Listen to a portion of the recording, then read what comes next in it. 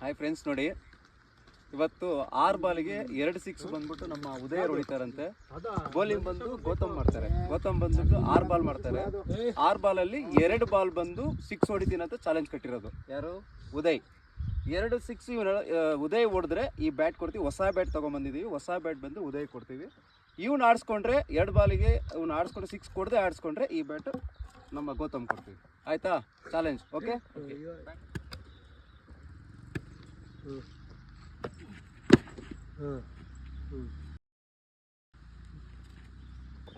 Ready?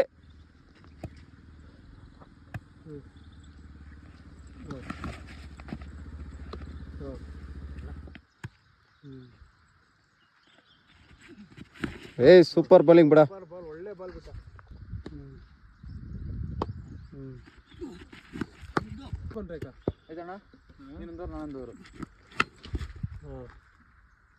ಹೊಡಿತಾರ ಇಲ್ವಾ ಅಂತ ಗೌತಮ್ ಬೌಲಿಂಗ್ ಮಾಡ್ತಾ ಇದ್ದಾರೆ.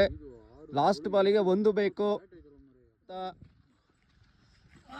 ವೈಟ್. ಸೂಪರ್. ಲಾಸ್ಟ್ ಬಾಲ್ ನೋಡೋಣ.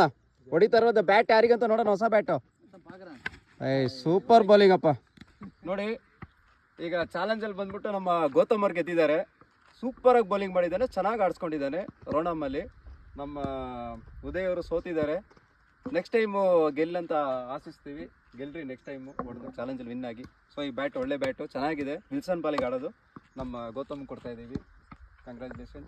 ಚೆನ್ನಾಗಿ ಆಡಿದ್ದೀರಾ ಗೌತಮ್.